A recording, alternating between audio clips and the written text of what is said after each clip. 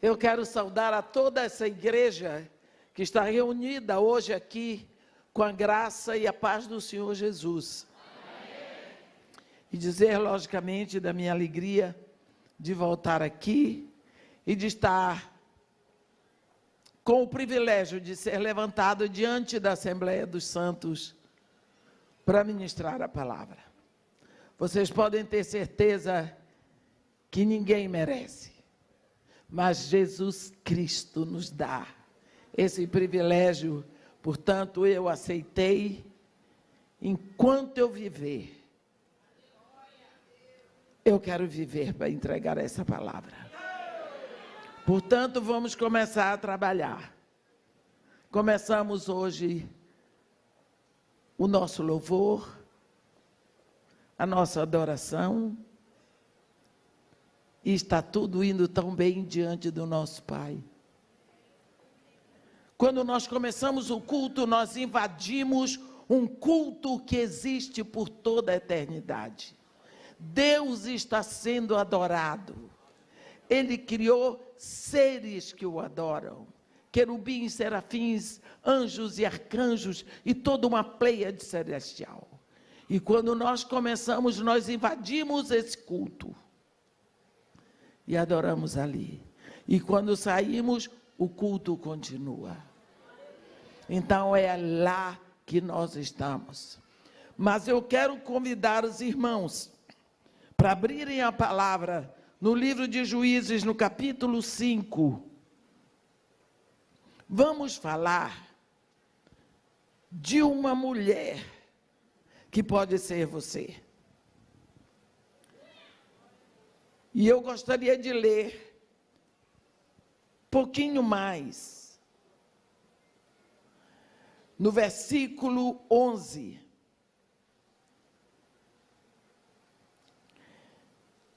Desde o versículo 11 do capítulo 4. Ora, Éber, queneu, se tinha apartado dos queneus, dos filhos de Robabe, sogro de Moisés, e havia armado as suas tendas até o carvalho de Zanim, que está junto a Quedes. Anunciaram a Sísera que Baraque, filho de Abinoão, tinha subido o monte Tabor. Sísera convocou todos os seus carros, 900 carros de ferro, e todo o povo que estava com ele, de Razorete, Ragoim, para o ribeiro Quizon.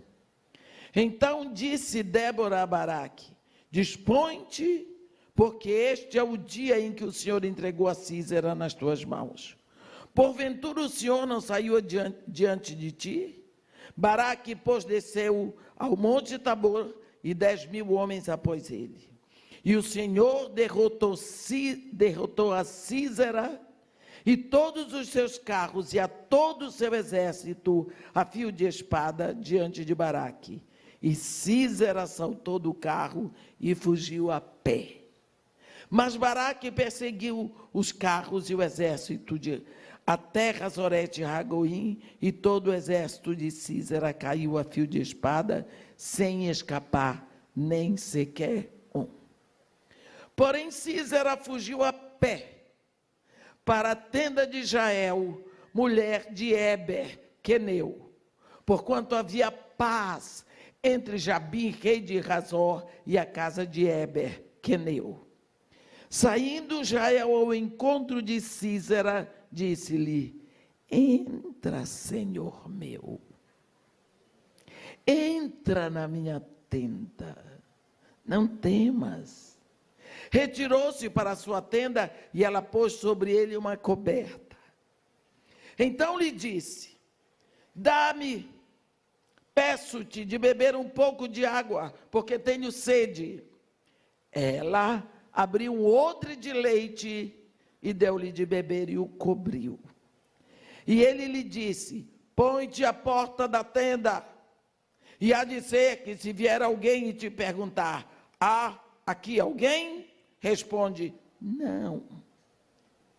Então Jael, mulher de Éber, tomou uma estaca da tenda, e lançou mão de um martelo, e foi-se mansamente a ele, e lhe cravou a estaca na fronte, de sorte que penetrou na terra, estando ele em profundo sono e muito exausto, e assim morreu. E eis que, perseguindo Baraque a Sísera, Jael lhe saiu ao encontro e lhe disse: vem, e mostrar-te-ei o homem que procuras. Ele a seguiu, e eis que Sísera jazia morto, e a estaca na fonte.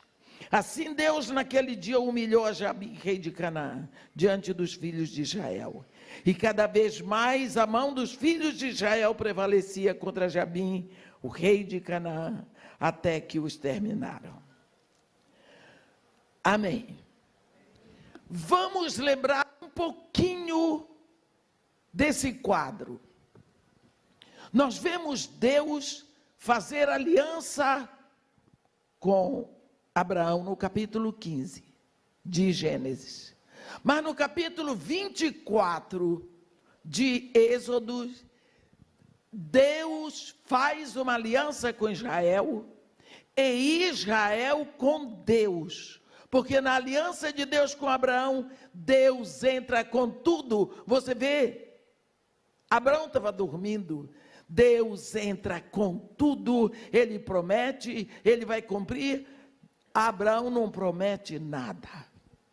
Mas na aliança de Deus com Israel, Deus fala, o povo promete que vai fazer, a palavra está dada e a aliança está feita. E nós lemos depois em Gálatas, uma aliança, ainda que meramente feita entre homens, uma vez ratificada, não pode ser desfeita, e nem a ela se acrescenta coisa alguma. Agora, o povo quebra aliança toda hora. Eles eram levados em cativeiros, ou eram feitos cativos na sua própria terra, por quebra de aliança. Nós vemos que, por causa disso, 700 anos antes de Jesus vir, Deus manda uma palavra por boca do profeta Malaquias, no capítulo 31. Eis que vem dias, diz o Senhor, em que firmarei nova aliança com a casa de Israel e com a casa de Judá, não conforme a aliança que eu fiz com seus pais, quando os tomei pela mão e os tirei da terra do Egito, porque eles anularam a minha aliança, não obstante eu os havê-los desposado. Então Deus vai fazer nova aliança, porque o povo quebrava a aliança toda hora. Então aqui, nesta situação, mais uma vez, no início do capítulo 4, você vê, os filhos de Israel tornaram a fazer o que era mal perante o Senhor, depois que faleceu Eude. Entregou-os o Senhor nas mãos de Jabim, rei de Canaã, que reinava em Hazor. Sísera era o comandante do seu exército, o qual então habitava em Hazorete e Ragoí. Nós vamos ver que os filhos de Israel clamaram ao Senhor. E Deus então vem socorrer os filhos de Israel, e ele fala através de Débora, a profetisa. E Débora vai chamar Baraque. E assim vai começar o que Deus vai fazer. Deus aqui tem uma estratégia.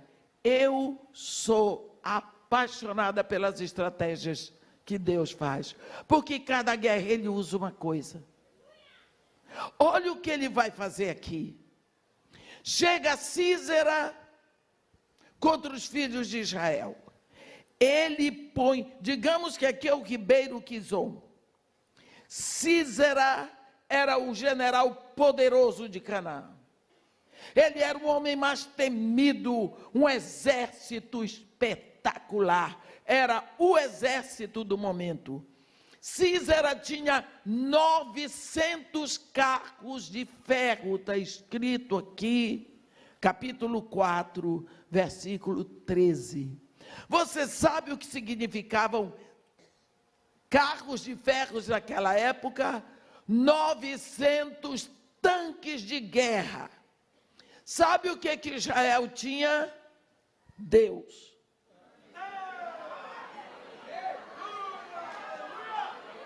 Já sabe quem ganhou, não é? Não tem jeito, mas vamos ver lá. Císera expôs os 900 carros de ferro. Desculpe eu rir, eu acho engraçado. Aqui, às margens do Quizon. Lá se mostrou poderio. Puxados por cavalos espetaculares. Então ele tinha uma artilharia fortíssima e uma cavalaria fortíssima. Israel só tinha infantaria, era no mocotó móvel. Sabiam correr, sabiam se virar. Então, assim que Císera colocou os seus carros à margem do rio, você vê lá no cântico de Débora, desde os céus pelejaram as estrelas entraram em guerra a favor de Israel. Olha o que está escrito: desde os céus pelejaram as estrelas contra Císera, desde a sua órbita o fizeram. O ribeiro Quizon os arrastou. Quizon, o ribeiro das batalhas. Avante, ó minha alma, firme. Não dá tempo de ler tudo, mas sabe o que Deus fez? Mandou chover na cabeceira do rio. E aí as margens ficaram inundadas. Qual é o carro que se move inundado daquele jeito? Já eram os 900 carros. E qual é o cavalo que corre com lama até o joelho? Nenhum. Agora estava 1 a 1. Só os soldados de Císera teriam que correr. Mas eles estavam acostumados a correr a cavalo. Então, Deus ficou olhando para a cara de Císera. E Israel, logicamente, levou a melhor. Quando Císera viu que não dava mais para ele, ele correu. Que vergonha! Que vergonha, Císera! Correu, largou tudo e correu. Olha o general correndo. Olha o general forte, poderoso. Cadê a vantagem dele? Aí, deixa eu agora mudar o assunto. Porque vou dizer para vocês, todas as vezes que você estiver lendo a Bíblia, eu sempre aviso, entrou em cena uma mulher, para tudo. Porque ela vai roubar a cena. Isso você pode ter certeza. Isso você pode ter certeza. Você não sabe, minha irmã, o que você representa. Você não sabe o que você representa na visão de Deus. Oh, os homens me perdoem, mas eu só vou falar o que está escrito na Bíblia. Quando Deus criou o homem, Deus pegou o barro bruto. A Bíblia diz que Deus não havia feito chover sobre a terra ainda, mas do solo subiu uma leve neblina que umedecia tudo. Então Deus usou aquela lama, aquele barro, e fez o homem. Soprou o seu interior no homem, lá estava o homem. Aí, Deus deu à terra o homem, como está escrito no Salmo 115, versículo 16. Os céus são os céus do Senhor, mas a terra deu-a ele aos filhos dos homens. Deus então passou todos os animais para o homem dar nome. Só que Deus passou aos pares. Então o homem começou a dizer: boi, vaca, passa. Cão, cadela, passa. Jumento, mula, passa. À medida que o homem ia dando nome, ele ia tomando uma consciência. Cada macho tem a sua fêmea. E eu? Aí ele pensou: pode ser que a minha venha lá no final, sozinha, e passa a dar nome.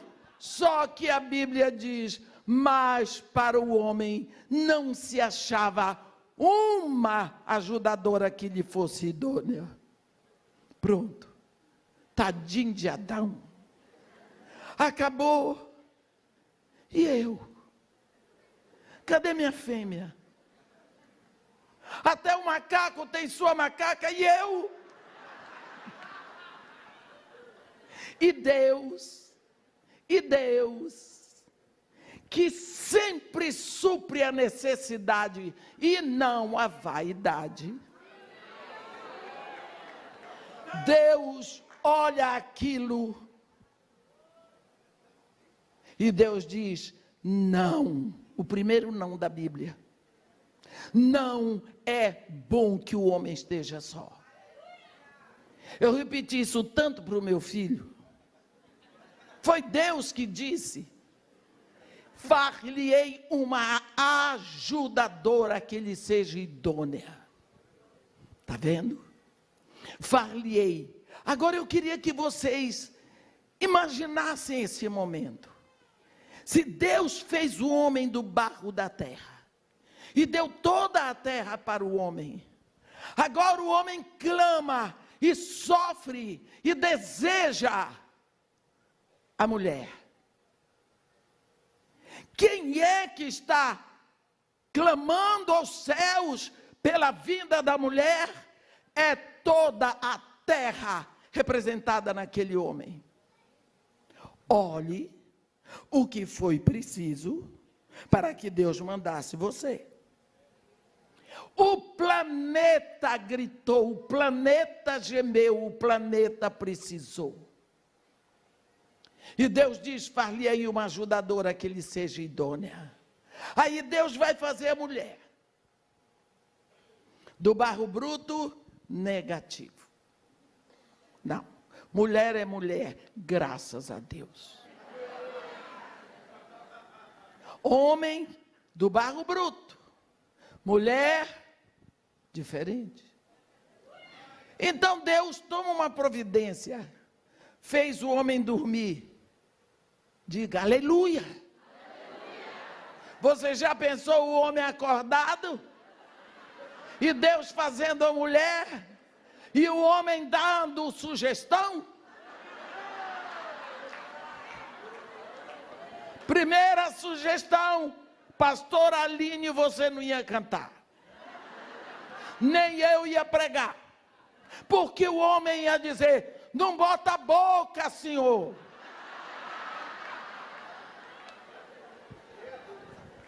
Então Deus: dorme, Adão. Meu irmão, aprenda isso. Descanse no Senhor. Enquanto você descansa, Ele está preparando aquela que será a sua esposa. Pare de sair tateando no escuro, procurando pelos seus sentidos. Beija daqui, beija dali. Não é assim que se encontra uma esposa. É Deus que prepara. Nunca se esqueça que você é um filho de Deus. Você não pode seguir o método do mundo. Não pode, porque os impuros não herdarão o reino de Deus. Isto é a palavra de Deus. Nós não podemos aceitar impureza entre os filhos de Deus. Não podemos. Bem, Deus fez a mulher, e quando a mulher estava pronta, Deus segurou a mulher, acordou Adão. Tchan, tchan, tchan, tchan. Tchan, tchan, tchan, tchan. Entra com a noiva, celebra o casamento. Eu digo para vocês, eu me emociono com isso, porque eu vejo essa cena no último capítulo do último livro da Bíblia. Quando a Bíblia diz, o Espírito, que é Deus, e a noiva, dizem, vem. Não é? Então você vê como você é especial, por quê? Aí vem essa turma feminista que só pode ser do capeta,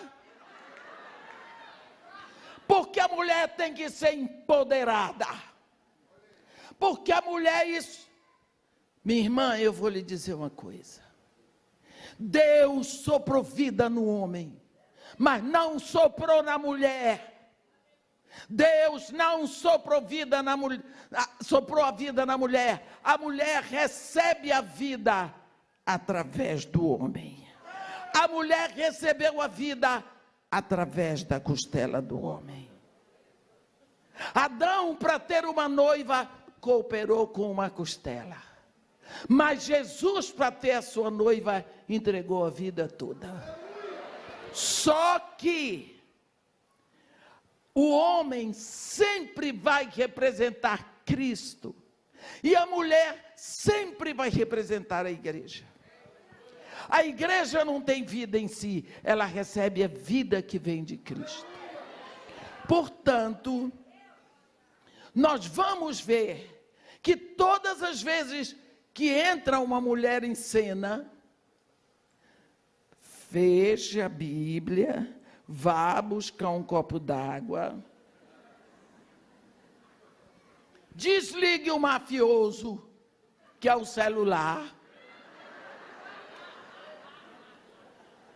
porque agora a mulher vai roubar a cena. No Antigo Testamento já era assim. Você pensa com Jesus não tem jeito, entrou a mulher e ele. Por quê? Por quê? Porque a noiva é o sonho do Pai. Ele pagou com a vida, porque o Pai queria a noiva. A noiva, a igreja, é o sonho do Deus soberano e eterno. Se você observar em Apocalipse, e vai capítulo 1 e 2, e entram os selos, no 7º selo vem as 7 trombetas, e na 7ª trombeta vem as 7 taças, e vai, e João está ficando doidinho, porque ninguém fala da noiva, ninguém fala do casamento do Cordeiro. Capítulo 19, só falta 20, 21 e 22,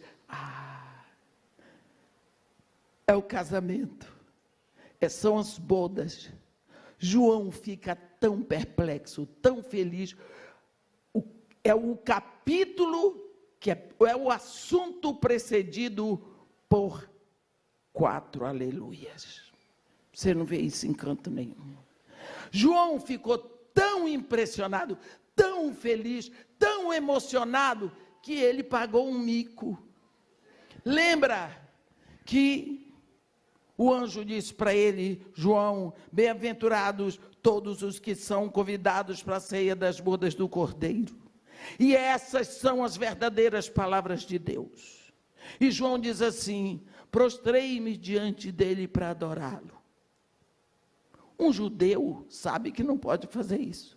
Um discípulo de Jesus Cristo sabe que não pode fazer isso. Mas o pobre do João estava tão emocionado com as bodas, que ele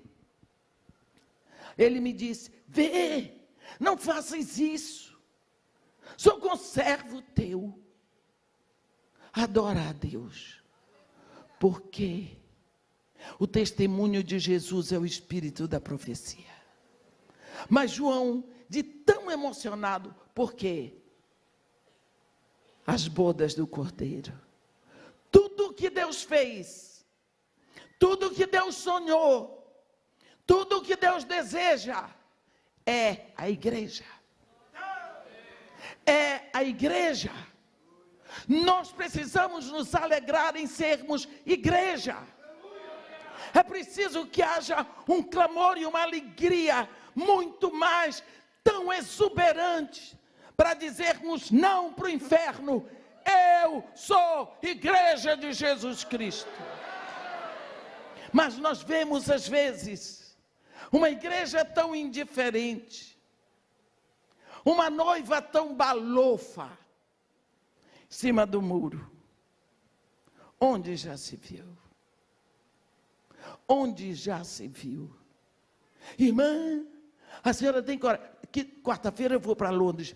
A senhora vai em nome de Jesus. Mas e o vírus? O quê? O quê?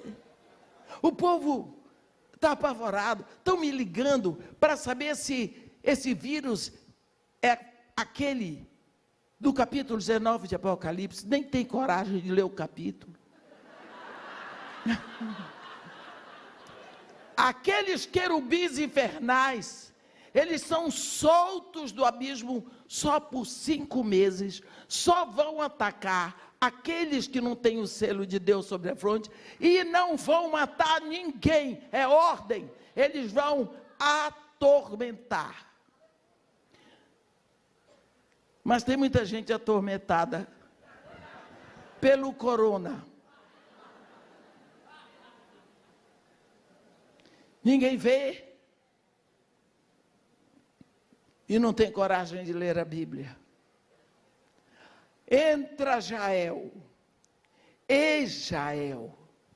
A Bíblia diz Jael, mulher de Eber, queneu. Vamos ver um pouquinho, para vocês lembrarem quem era o queneu, Eber. Lá em Números, no capítulo 10, no versículo 29, está escrito assim: disse Moisés a Robabe, filho de Reuel, o midianita, sogro de Moisés: estamos de viagem para o lugar de que o Senhor disse, dar-vos-ei. Vem conosco e te faremos bem, porque o Senhor prometeu boas coisas a Israel. Porém ele respondeu: não irei. Antes irei à minha terra e à minha parentela. Tornou-lhe Moisés: ora, não nos deixes, porque tu sabes que devemos acampar-nos no deserto, e nos servirás de guia. Se vieres conosco, far-te-emos o mesmo bem que o Senhor a nós nos fizer. Aí ele foi. Por causa disso, porque Robabe aceitou acompanhar Moisés, criou-se no povo de Israel uma gratidão muito grande aos queneus, porque Robabe era queneu. Agora, lá mais adiante, vai aparecer um queneu mau caráter. Mau caráter. Esse era Eber. Eber sabia que Jael não podia fazer nada de mal com eles. Então ele era amigo do inimigo de Jael. Ele era amigo de Jabim, rei de Razor, o rei de Canaã. Então ele apoiava Jabim, ele apoiava Sísera. A casa dele tinha entrada livre para os opressores de Israel. Jael não aguentou mais. Jael não aguentou mais. Nessa hora, essa mulher é atenta. Ela está atenta a tudo. Ela está prestando atenção no que se passa. Ela estava por dentro da guerra.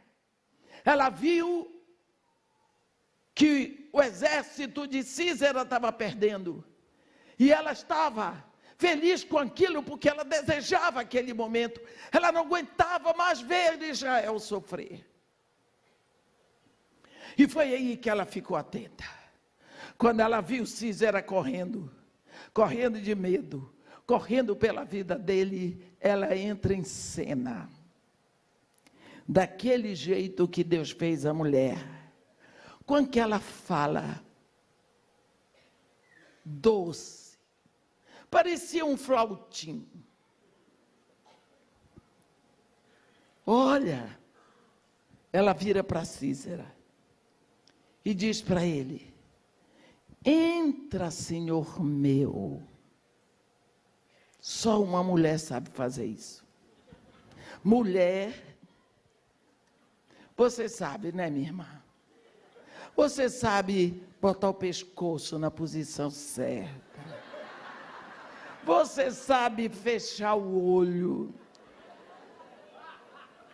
Você sabe mudar a sua voz. Deus criou a mulher. Não botou barba no rosto, nem cabelo no peito, graças a Deus. Mas Jael saiu com aquele tipo bem humilde. Mulher sabe fazer isso, e você não me olhe com esse cara de santa, que você sabe. E ela empregou tudo em cima de Císera. Ela ia arrebentar com Císera. E para isso ela tinha que usar todos os dons dela para atraí-lo para a emboscada que ela tinha precisado. É hoje. Entra, Senhor meu. Entra na minha tenda.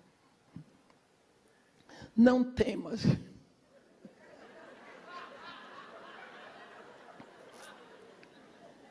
E ele era mulher de Éber, era o amigo dele.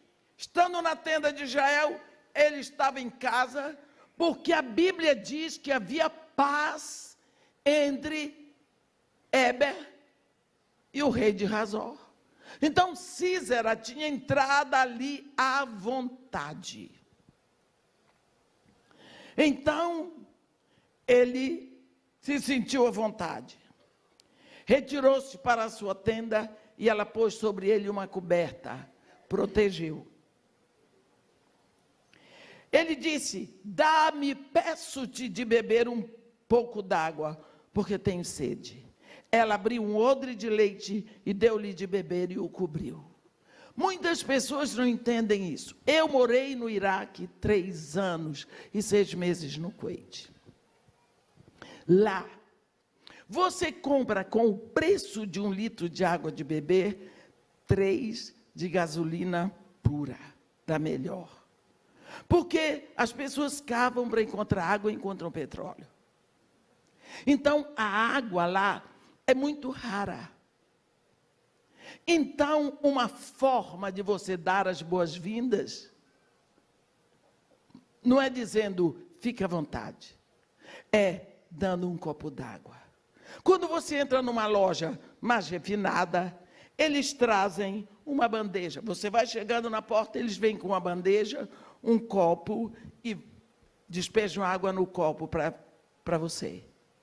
Nas lojas mais pobres, tem uma espécie de pote, onde tem o púcaro, que é tipo uma concha, que você tira a água, bebe, não joga fora o resto, bota lá dentro. Ninguém morreu até hoje.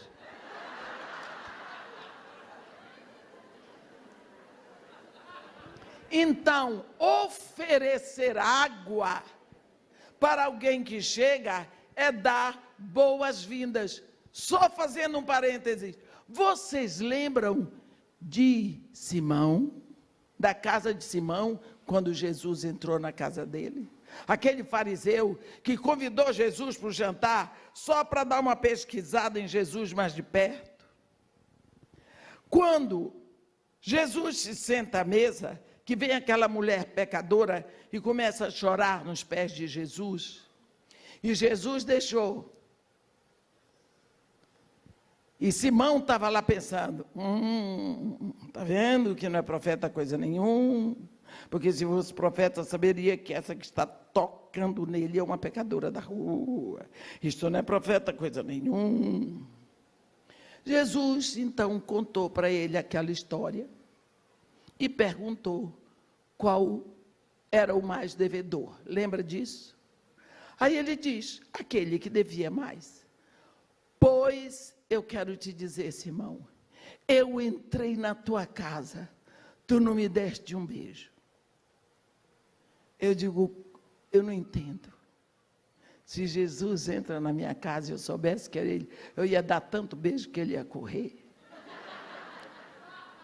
Tu não me deste um beijo.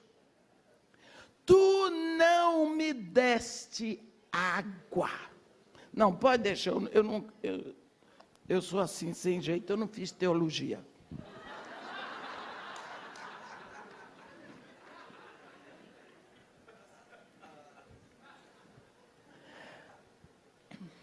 Tu não me deste água. Viu? Então tu não me recebeste. Tu me chamaste para a mesa como se eu tivesse vindo aqui faminto.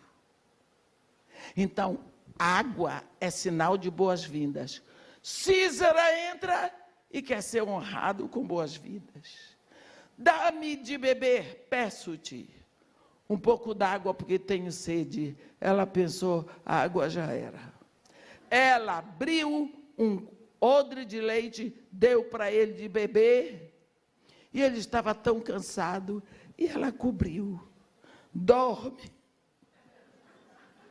Dorme, Senhor meu. É tão lindo isso que você vai ver no cântico de Débora. Bendita seja sobre as mulheres, Jael, mulher de Éber, o queneu. Bendita seja sobre as mulheres que vivem em tendas. Água pediu ele, versículo 25. Leite lhe deu ela. Em taça de príncipes lhe ofereceu nata. Mas não deu água. Ela deu comida. Mas água não deu. Então, a Bíblia diz que ela o cobriu. Ela não queria que ele visse nada. Deve ter esperado. E ele disse para ela, olha, pense nisso. Põe-te à porta da tenda. Você sabe o que é porta na Bíblia? É lugar de autoridade. Porque quem está na porta é que permite quem entra e quem sai. Então a porta é o lugar de autoridade. E ele, Císara, é que dá ordem. Ele está dentro da tenda de Jael. Pois ele dá ordem para ela. Fica-te lá na porta. Olhe bem, que ousadia. E há de ser que se vier alguém te perguntar, que alguém responde não. Quer dizer, mente. Fica lá na porta e mente. Então Jael, mulher de Éber, tomou uma estaca da tenda e lançou mão de um martelo e foi-se mansamente a ele e lhe cravou a estaca na fonte, de sorte que penetrou na terra, estando ele em profundo sono e muito exausto, e assim morreu. Vamos ver isso aqui. Ele estava dentro da casa dela. Ele tinha o hábito, porque ele tinha liberdade ali, por causa do marido dela. Naquela época, as tendas eram feitas um tripé. Botava uma estaca, 2, 3, e cobria com uma lona. Se tirasse uma estaca, já era a tenda. Aquela mulher, será que não tinha uma outra estaca lá fora no quintal? Ela sabia direitinho onde estava o martelo. Ela era uma mulher arrumada. Sabia onde estavam as coisas na casa dela. E ela pegou, tirou uma estaca da tenda. Isso é muito importante. Naquela hora ela estava dizendo: eu não quero casa que abriga o inimigo. Há quanto tempo aquele homem tinha pervertido a intimidade dela? Olha, meus irmãos, vocês podem ter 50 casas, mas só aquela onde você habita é o seu lar. Tem pessoas que constroem tantas casas, mas não conseguem ter um lar. Casam, descasam. Casam, descasam. Podem fazer tantas coisas, mas não constroem um lar. Porque lar não depende de dinheiro. Então, o lar é a casa onde você habita. É o lugar da sua intimidade. É no seu lar que você é você mesmo. Você chega na sua casa, você tira os saltos, você tira o sapato, você tira aquilo tudo que aperta, que tem gente que vive apertado. Você tira a peruca, você tira a maquiagem, tem quem tire até a dentadura. Porque na sua casa, você é você mesmo. Então, se alguém quer lhe conhecer, tem que lhe conhecer na sua casa. A casa dela, a intimidade dela, estava sendo defraudada há muito tempo. Ela não quis mais aquela casa defraudada, que abrigava inimigo. Ela acabou com aquilo. Ele ainda mandou que ela fosse mentir. Agora, como está a sua casa? Qual é o inimigo que você está protegendo lá dentro? E que você fica no seu lugar de autoridade, de mãe, mentindo para defender. Quantas vezes meu filho não está vindo para a igreja porque está estudando muito para o vestibular? Mentira, ele estava na boate. Ah, meu filho não está podendo aparecer na igreja por causa disso. Ele já disse que não vem mais. Você está fazendo o que Císera disse para Jael fazer. Você está mentindo para acoitar o mal que está dentro da sua casa. Você está sofrendo. Jael sofria dentro daquela casa. Quanto soluço que ninguém ouviu. Quanto pranto que ninguém enxugou. Quanta dor. Sem poder fazer nada. Quanto você tem chorado pelo mal que tem entrado na sua casa.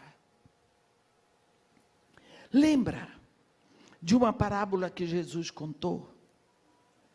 Eu chamo o capítulo 15 de Lucas, o capítulo das coisas perdidas e restauradas. Quando Jesus quer falar de perda e restauração de vida, ele põe um homem que foi buscar a sua ovelha, um pastor. Quando ele quer falar de perda e restauração de relacionamento, ele põe um homem, um pai, com o filho, chamado filho pródigo. Mas quando ele vai falar de perdas e restauração de valores dentro da casa, ele põe uma mulher. Porque a mulher é guardiã dos valores eternos da família, da porta da rua para dentro. Ele diz: qual é a mulher que tendo 10 dracmas se perdeu uma? Não acende a candeia. Olha a ordem dele. Varre a casa e procura diligentemente até encontrá-la, e tendo encontrá-lo, reúne as amigas e diz: alegrai-vos comigo, porque encontrei a dracma que eu tinha perdido. Ninguém sabe qual foi o valor, porque dracma é valor, é dinheiro. Um valor tinha desaparecido. Não se sabe se foi o valor da honra, do respeito, da obediência,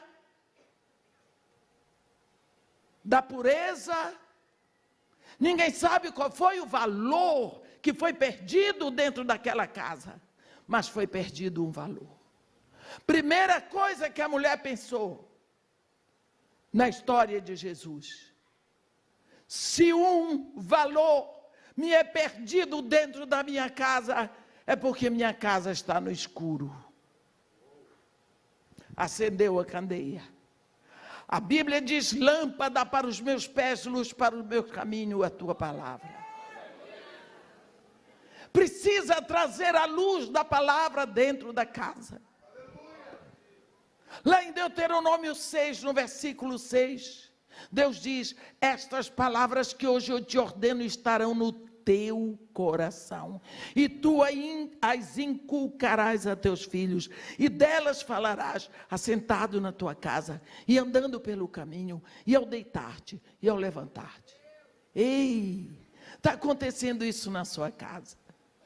Será que você se assenta e fala a palavra de Deus? Você deixa que a palavra gerada no coração de Deus seja ouvida na sua voz para a sua família? Será que a última coisa que seus filhos ouvem de você à noite é a palavra de Deus? Será que a primeira coisa que eles ouvem ao amanhecer é a palavra de Deus? Mas é isso que Deus diz: tu as inculcarás. Irmão, eu não posso obrigar. E eu disse: por quê? Você obriga a escovar dente, você obriga a se alimentar, você obriga a fazer tudo, mas você não pode obrigar a ir para a igreja. É obrigado, vai na raça. Criei assim. Sou grossa. Sou grossa. Quando eu era pequena, só tinha sobremesa dia de domingo. Mas na hora que ia distribuir a sobremesa, cada um tinha que dizer de cor o trecho da Bíblia. Eu dizia o meu, pegava minha sobremesa, e dizia o dos outros, pegava de todo mundo. E como a sobremesa era sempre pudim de leite condensado, hoje eu detesto pudim. Engraçado. Mas tinha prêmio para quem soubesse. Sabe por quê, meu irmão? A formação espiritual é dada em casa, é isso que Deus está dizendo. É você que é responsável. A igreja tem uma linda escola dominical, glória a Deus. Mas o pastor não é responsável pela formação espiritual dos seus filhos. É você em casa. Delas falarás. É para abrir a boca e falar. É para falar, é para dizer. Aquela mulher, segundo Jesus, quando viu que um valor tinha desaparecido na casa dela, ela tomou a candeia é a luz é a palavra. Quando acendeu a candeia, ela viu que tinha lixo, pegou uma vassoura, e não era para voar, pegou a vassoura e foi varrer, porque o lixo que entrou só apareceu quando foi acesa a luz da candeia. Quanto lixo tem entrado na sua casa, através da mídia? O que é que seus filhos estão ouvindo? Músicas em inglês que você não compreende, vendo coisas que você não quer que eles vejam. Está entrando, está poluindo, está adoecendo. Deixa eu contar uma coisa para vocês.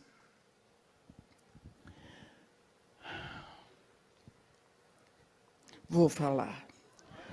Quando Deus fabricou o seu corpo, minha irmã, Ele sabia o que estava fazendo. Por que é que Ele botou lá dentro, bem dentro do seu canal vaginal, uma membrana? Sabe quando a gente vai inaugurar um prédio, uma obra, a gente põe uma fita e dá um laço. Ou alguém, para inaugurar, corta ou desfaz o laço. Está inaugurado, pronto. Quando Deus botou uma membrana, Ele botou num lugar que ninguém vê. Mas Ele botou no seu corpo. No dia que você casa, esse é o plano de Deus. Quem criou isso foi Deus. Isso não é imoral. Isso foi criado antes do pecado. Que o seu marido penetra ali, aquilo é rompido e o seu sangue é derramado sobre o membro do seu marido. Isso significa aliança, é aliança de sangue. Aliança de sangue. Quantas vezes eu vi no Iraque, acabava o casamento, o casal ia, e a família ficava do lado de fora esperando, até que ele botasse pela janela o lençol com a mancha do sangue. Por que é que as nossas moças hoje estão perdendo a virgindade antes do casamento? Isso é um lixo satânico que entrou, e a igreja já não fala mais disso, como a igreja não fala mais do divórcio, e daqui a pouco não vai mais estar falando do casamento entre indivíduos do mesmo sexo, porque nós vamos nos adaptando, nós vamos aceitando. Quer matar uma rã? Quer? Você bota uma panela bem cheia de água. Quando a água estiver borbulhando, joga a rã bate, pula e vai embora. Mas se você quiser matar a rã, você põe a rã dentro da água fria, na panela. E bota no fogo brando. E daqui a pouco a água começa a aquecer. Que coisa gostosa. Aí a rã vai se espalhando. Ei, que conforto. Porque a água vai ficando quentinha. E vai. A água vai aquecendo e a rã vai se adaptando àquela temperatura. Daqui a pouco ela está morta. Morreu por adaptação.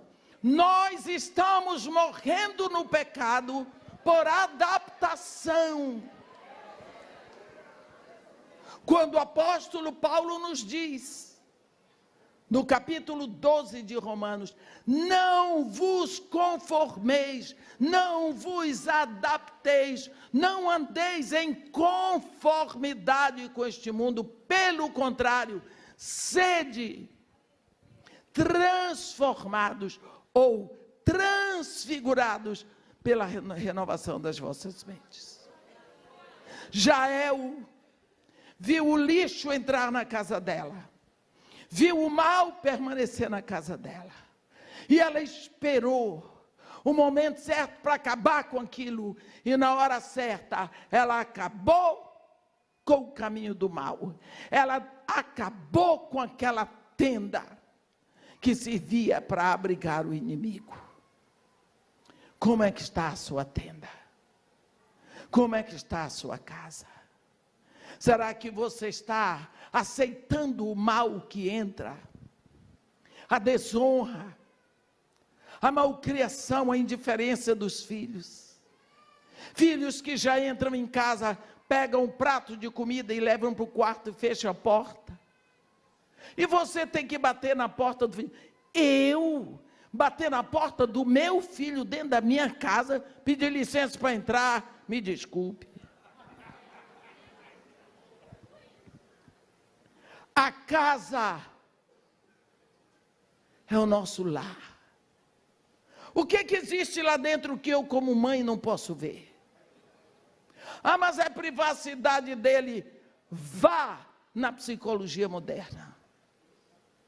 Eu quero dizer para você que meu doutorado é em psicologia. Tem um grande psicólogo, eu não gosto de citar frases dos outros no púlpito, para ficar bem longe, que ele diz: a scientifically brought up child would be a pitiable monster. Uma criança criada de modo científico vem a se tornar um monstro digno de pena. Porque você está criando fora da fabricação. Preste atenção. Você compra uma geladeira. Foi fabricada para funcionar conectada na eletricidade. Mas você esquece, você limpa a geladeira e bota dentro tudo de bonito. No outro dia está tudo estragado, a geladeira não funciona. Chama o técnico diz, está tudo certo. Mas olhe, a senhora não conectou na corrente elétrica. Quando conecta, Por quê? Porque aquela geladeira foi fabricada para estar conectada com a eletricidade. Agora, como é que Deus fabricou você? Porque você é fabricação de Deus. Como é que Deus fabricou você? Fabricou um corpo, botou nesse corpo os órgãos, as maravilhas todas, que até hoje a ciência não conseguiu definir. Mas Deus não podia estar conectado com você pelo corpo, porque Deus não é corpo. Então Ele criou um corpo espiritual chamado alma. Aonde estão inteligência, juízo, raciocínio, consciência, tendências, inclinações. Tudo. Só que Deus não podia estar conectado com você pela alma, porque Deus não é alma, Deus é espírito. Então Deus criou no homem um espírito, o espírito do homem, para que Deus esteja conectado com o homem pelo espírito, e o espírito conectado em Deus e abastecido em Deus, ele dirige a alma, e a alma dirige o corpo. Mas Deus disse: de toda árvore do jardim comerás livremente, menos da árvore do conhecimento do bem e do mal, porque no dia em que dela comeres, certamente morrerás. O homem comeu, o homem morreu. O que foi que morreu no homem? O espírito. O homem ficou desconectado. Aí a alma diz: mas eu, que fui feita para ser dirigida pelo Espírito, agora o Espírito está morto. Morreu, mas não desapareceu. Por isso que ele ressuscita no novo nascimento. Aí ela diz: eu preciso de um Espírito para me dirigir. Aí ela vai ser dirigida pelo Espírito que está no mundo e se torna uma alma mundana, uma alma carnal, ou simplesmente carne, como diz o nosso irmão Paulo de Tarso. E por isso, Jesus Cristo já veio, já nos conectou ao Pai, já enviou o Espírito está em nós, para aplicar toda a redenção na vida de cada um de nós. E nós estamos bebendo da água suja do mundo. Por quê? Desconectados de Deus. Aceitamos as coisas do mundo como se elas fossem necessárias. Vou contar uma coisa para vocês. Eu sei que vocês vão trabalhar amanhã, mas eu tenho que falar isso. Vocês sabem a Terra é uma esfera, não é? A camada central, íntima da Terra, é a pirosfera, camada de fogo que pira é fogo. Lembra da pira que o pessoal carrega nas Olimpíadas? É fogo. Por quê? Porque aquele fogo mantém a terra solta no espaço. Entendeu? Acende um fogo. Acende um fogo. E eu quero ver se aquele fogo não aponta para cima. Nunca um fogo aponta para baixo. Mas o fogo de Deus vem de cima para baixo. É o único. Aconteceu em Pentecostes. Mas também você lembra do que aconteceu naquela história ali de Elias com os profetas de Baal. Mas quando João Batista é perguntado, ele diz: não, eu vos batizo com água para arrependimento, mas depois de mim vem um varão, de cujas sandálias eu não sou digno de desatar as correias.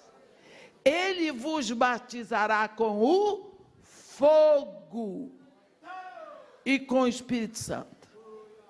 Quando o Espírito Santo ele vem, fogo. Para quê? Existem vários símbolos do Espírito Santo na Bíblia. É fogo, é óleo, é sopro, é vento, é chuva, é água, pomba, penhor. Mas o fogo, além de tantas coisas que ele faz, ele fica dentro de você. É o Espírito Santo. É o único Deus que responde com fogo. Para quê? Eu vou dizer uma coisa para vocês.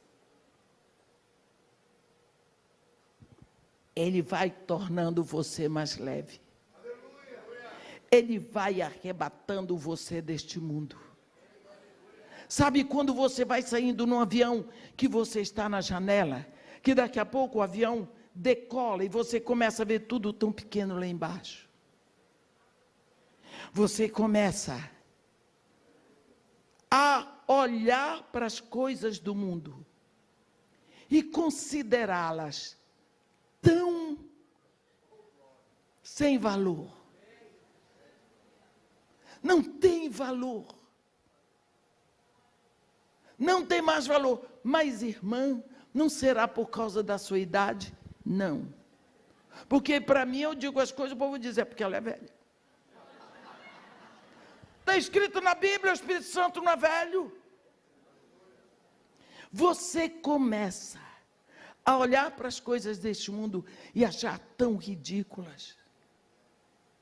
Mas, irmã, como é que a senhora passa 45 dias na América do Norte e não vai a um shopping? E fazer o quê? Eu não preciso de nada que tem no shopping.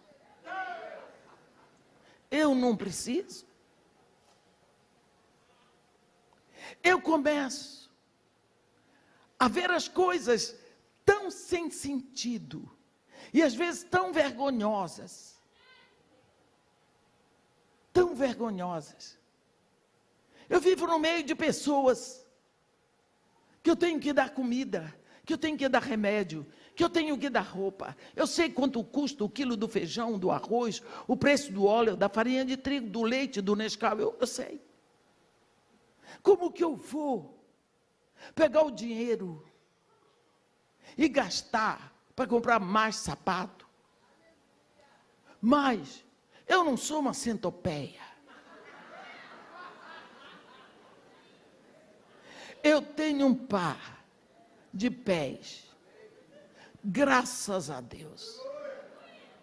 Por que eu estou dizendo isso? Para que você aprenda com Jael. Aprenda a chegar no seu limite. Desfaça essa casa que abriga o destruidor do seu lar. Desfaça essa situação que lhe envergonha. Pare de mentir para acobertar o mal que está dentro dela. Você vai ser tomada por ridícula, por doida. Não tem problema. Nunca vi gente com juízo seguir Jesus Cristo. Nunca vi. Não tem. Não tem. Olhe desde Abraão. Vê Moisés estendendo a mão sobre o mar. E não é que abriu. Batendo na rocha. E não é que saiu água. Noé construiu um navio no deserto. Como vai levar para o mar? Deus trouxe o mar para lá. Então não venha me dizer que você é muito sensato, muito cheio de inteligência e vai seguir Jesus, vai seguir a Deus pensando, vai. Porque ele diz, os meus pensamentos não são os vossos pensamentos, nem os meus caminhos são os vossos caminhos, porque o quanto distam os céus da terra, os meus pensamentos são mais altos que os vossos pensamentos, e os meus caminhos mais altos que os vossos caminhos. Aprenda a acender a candeia dentro da sua casa. Que foi que Deus disse para fazer? Essas palavras que eu te ordeno estarão no teu coração, e tu as inculcarás a teus filhos, como? Delas falarás. Você sabe o que é falar? Abrir a boca e dizer. O que? A palavra de Deus.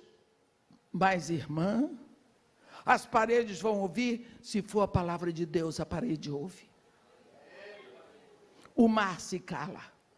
O vento obedece. Lázaro vem da eternidade. Se for a palavra de Deus, as paredes vão ouvir. A cama do seu filho vai ouvir. O guarda-roupa dele, a geladeira, tudo. Porque a palavra de Deus está enchendo a sua casa. Quando eu entrei no Morro Dona Marta em 1990, era a maior concentração de centro de macumba. Em 2002, acabou o último. O que é que eu fazia? Eu ia por Laranjeira e voltava, lá descendo. Os céus proclamam a glória de Deus, o firmamento anuncia a obra de sua mão. Só o que está escrito na Bíblia. Tinha gente que ia na minha frente matando galinha preta. E os meus batedores atrás. Eu tremia toda por dentro. Tremia literalmente. Quando eu entrava na casa de Maria Marta, eu chorava de nervoso, de medo. No outro dia eu estava lá de novo. Porque eu tenho um defeito que virou qualidade. Sou teimosa. Aquele morro ouviu a palavra de Deus. E eu só cantava com minhas crianças versículos bíblicos. 2002. Último centro de macumba acabou. A favela mais violenta do Rio de Janeiro, em 2004, saiu da lista. 2008 foi posta a primeira PP. Procuraram saber o que é que tinha? 83% da população é evangélica. Não bata a palma, não. Porque são evangélicos. Se fosse discípulo de Jesus Cristo, as moças não engravidavam solteiras. E ainda existe isso. Por isso é que eu não estou alegre. Porque Jesus Cristo mandou fazer discípulos. Eu quero que nesse momento você pense. Jael desfez aquela tenda. Ela tinha tantas outras estacas, mas ela preferiu aquela. Ela acabou com o mal que atacava a casa dela, dentro da casa. Aqui eu não quero mais você. Chamou Baraque e disse: o homem que você está procurando, vem aqui, ó. Está ali, ó, espetado no chão. Espetado. Qual é a sua posição numa batalha dessa? O que é que está lhe envergonhando? O que é que está levando você a mentir a respeito dos seus filhos? A respeito do que acontece? O que é que está? Você está permitindo que a namorada do seu filho vai ficar conversando com ele no quarto? Você está cooperando. Porque se você é tão negligente, Você é tão complacente que você se torna conivente. Se você deixa o seu filho ou a sua filha com o namorado dentro do quarto, primeiro lugar, se não acontecer nada, um dos dois está com problema.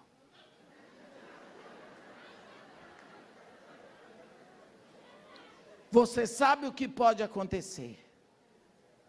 E outra coisa, lugar de visita é na sala. Não tem sala de visita, não. Quarto nunca foi lugar para visita. Você tem permitido os finais de semana. Meu filho foi passar um final de semana com a namorada. Já não é namorada, não. O termo certo é amante. Porque como é que vai passar o final de semana com a namorada no hotel? Os dois no mesmo quarto. No mínimo é impureza. Então, se você está coitando isso tudo, você tem que aprender com Jael. A Bíblia diz: bendita seja Jael sobre todas as mulheres que vivem em tendas. Bendita seja Jael, que não aceitou acoitar o inimigo dentro da sua tenda. Mas, irmã, nós estamos no século 21. Qual é o problema? Deus é o mesmo. Os tempos são maus. A Bíblia diz que no tempo de Noé, a terra estava cheia de corrupção e violência diante dos homens, mas Noé andava com Deus, e porque ele andava com Deus, ele levou toda a família dele para dentro da arca da salvação. E quando eles saíram da arca, o que foi que aconteceu? Vamos construir uma tenda? Não. Vamos procurar alguma coisa para fazer comida? Não. O que foi que Noé fez? Vamos construir um altar, vamos adorar. No meio de uma geração corrompida, igual nós temos hoje, tinha um homem que andava com Deus.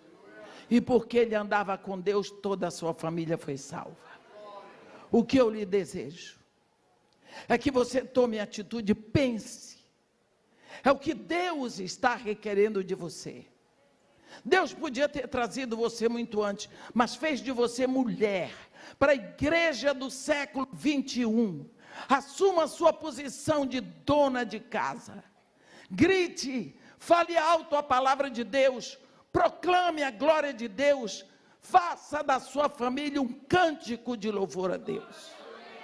Você vai ver que quando você começar a proclamar a palavra de Deus dentro da sua casa, você vai ver que no início as coisas vão ficar mais difíceis, depois elas começam a melhorar. Você vai começar a ver um sorriso no seu marido, nos seus filhos, a alegria começa a brotar. Mas não dê lugar ao diabo. Pelo contrário, resista ao mal que está entrando, seja pelo celular, seja pelo computador, seja pela televisão, seja pelas revistas, o que vier. Mas desfaça esta tenda que tem abrigado o inimigo no seu lar. Amém. Que Deus nos abençoe e nos guarde. Que faça resplandecer o seu rosto sobre nós. E tenha misericórdia de todos nós. Amém.